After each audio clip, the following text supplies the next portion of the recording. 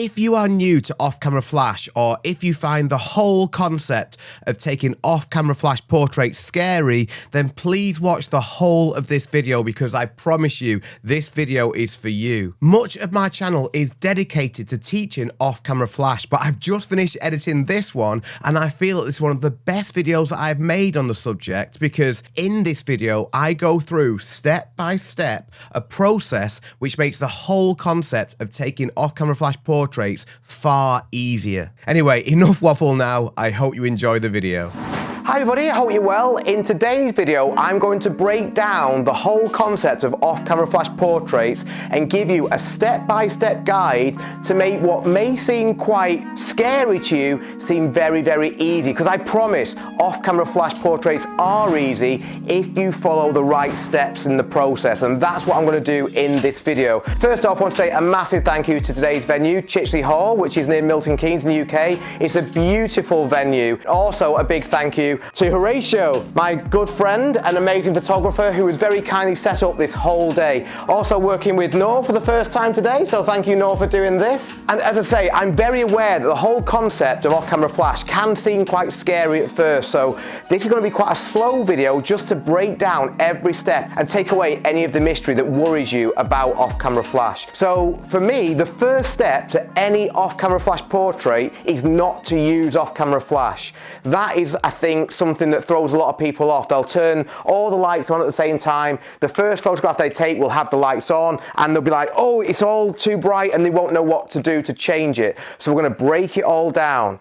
So first of all, I'm going to take a shot of this scene. Should just say, the reason that I'm going to take a shot of this scene is because I'm drawn to the symmetry of this space, but also these two lamps here that when I turn them on will provide a bright object that I can expose for, because that's what I'm often looking for, especially for indoor off-camera flash portraits. I'm looking for a bright object that when I expose for that bright object, the rest of the scene goes very underexposed. That's where the potential lies, but to get to that stage we need to do it in steps. We'll turn these lights on actually and you'll see what the scene looks like with the lights on.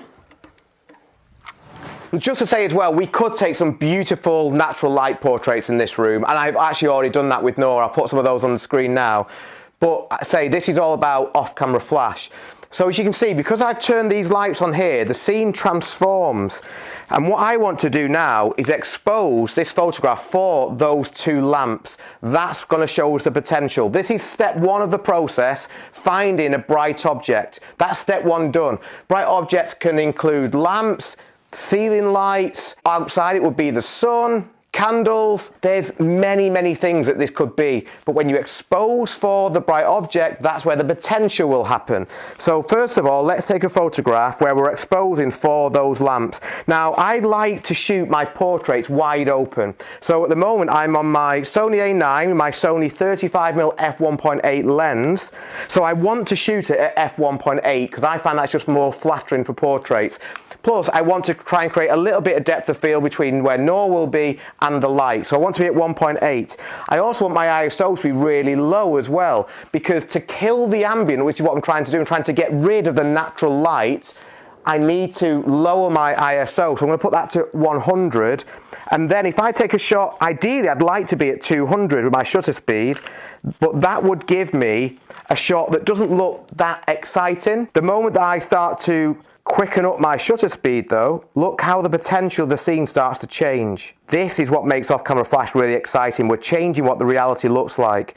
And those lamps suddenly look really, really exciting. So I'm going to show you a couple of shots on the screen now. This is 200. This is 500 on my shutter speed. Then we'll go to 1250. And that's about where I would like to be, because the lamps now are looking really dramatic. So that again is the first step, just to take a photograph of the scene with no off-camera flash. Now, this is where the whole process can get much easier. I am not going to touch now my camera at all. I don't need to change any of the settings on my camera. What I'm now going to do is ask Noor to sit down. We're going to light her with the Magbox Pro 24. And then if I need to change the exposure that's on Noor, I will do so using my trigger. I will not touch the camera settings. Again, so let's go through the stages. Step 1, we've identified the bright object. Step 2, we've exposed for it in natural light. Step 3 is going to be to light Noor. So first of all, Noor, if I can ask you to sit here, please. So this shot is all about symmetry. So I'm going to ask Noor to sit right in the middle, and then we'll just make sure the dress looks nice. Okay, so we've now swapped. Tina, who has done an amazing job with Noor's hair. Thank you very much, Tina, for all your help. Here she is. Please go and give Tina a follow. Has now taken over the role of filmmaker, and Horatiu is very kindly going to hold the softbox for me. Now, I've made a video all about the Magbox Pro 24 and why I like it. If you are new to off-camera flash, just know that the reason that I like to use softboxes is because they are a bigger light source than just a small flash. Because the larger and the closer your light source, the softer the light will be. And by soft, what I mean is that the graduation between the very light areas and the shadow areas will blend into each other. Whereas if you have a small light source, it will be much more contrasty. For example, if you can imagine yourself outside on a very bright sunny day and the sun is high in the sky, think what your shadow looks like. It's a very definite edge. You have your shadow, then you have the light, and you can see a very definite line between the two. Then picture a cloud coming over. What happened to the shadow? It softened.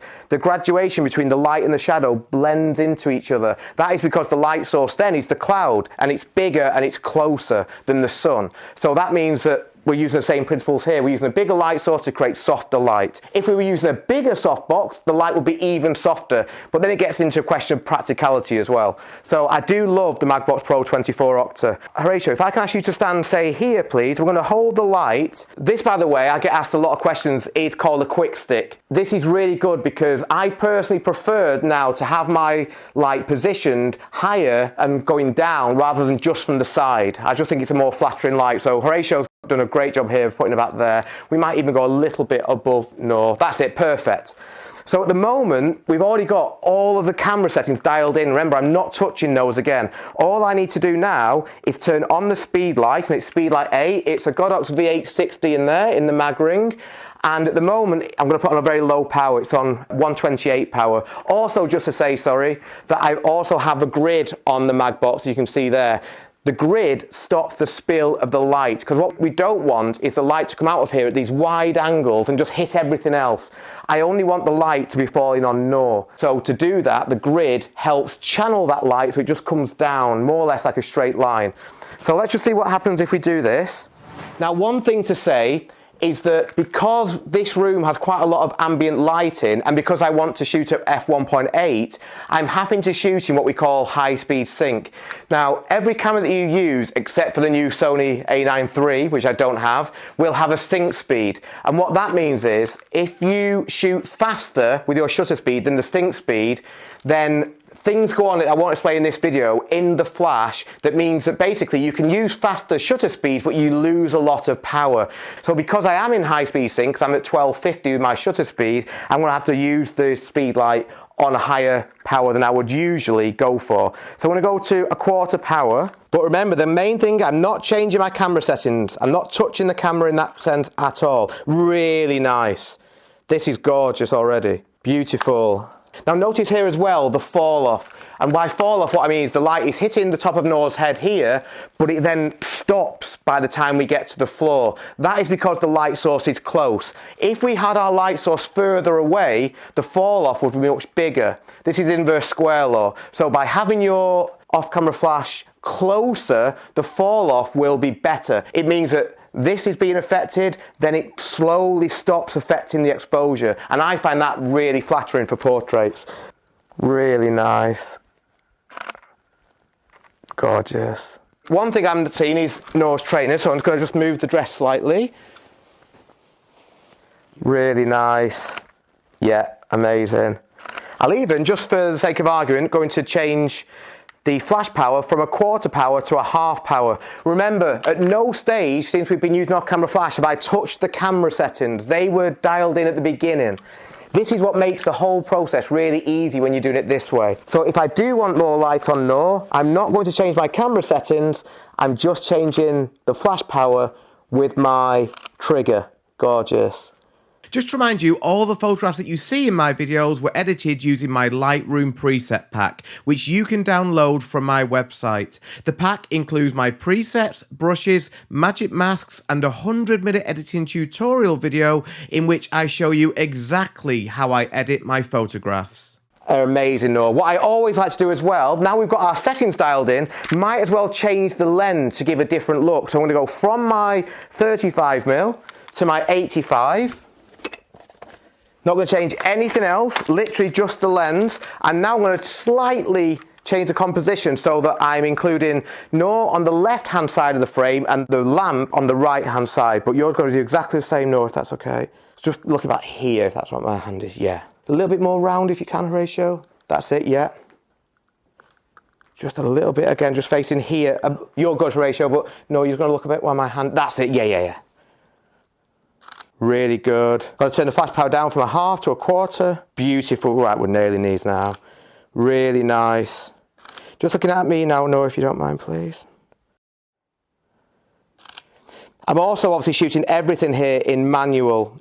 The beauty of that means that I don't need to change anything. Let's take a couple portrait. Really good. Amazing, Noor, they look beautiful. So yeah, there we go. So I hope I've shown you this process in a very step-by-step way. It makes the whole process and idea of using off-camera flash much less scary and much more possible. Remember, what I've done here is gone through the basic steps that I would always recommend that you do. So I've identified a bright object in the room. I've then exposed with my camera in natural light with no off-camera flash for that bright object. Once I'm happy with that, I then do not touch the camera settings again. I introduce an off-camera flash and an amazing model as well. And then if I wanted to change the power of the flash or the look of the image, I would only use the trigger. I would not use the camera settings. So if Noor was too dark, I'd increase the flash power. If I felt that she was too bright, I'd decrease the flash power using my trigger. And then because everything is in manual, the camera's not making any decisions, I'm making all the decisions, it then becomes much easier to just keep on shooting. All I need to worry about then is the composition. So any questions at all, please do let me know in the comments. If you want to see a more in-depth chat about this and this whole process, and I would ask you to watch this video, which is a live stream that I think lasted for at least 2 hours. I'm talking about the whole process of off-camera flash in that video, but this video is that live stream in 10-15 minutes. So yeah, any questions at all, please do let me know in the comments. Massive thank you to the whole team here today, to Chichley Hall, to Noor, who looked amazing, to Horatio for setting everything up, to Tina for filming, also as well to Horatio's wife, Cosmina, who's not here at the moment. She did Noor's makeup. Noor, she looks amazing. So yeah, it's been a real team effort. So yeah, thank you very much again for watching, and I will see you next time. Boom. That was good. I'll show you, they look really nice, so. Oh my God, I'm so jealous. Look at that.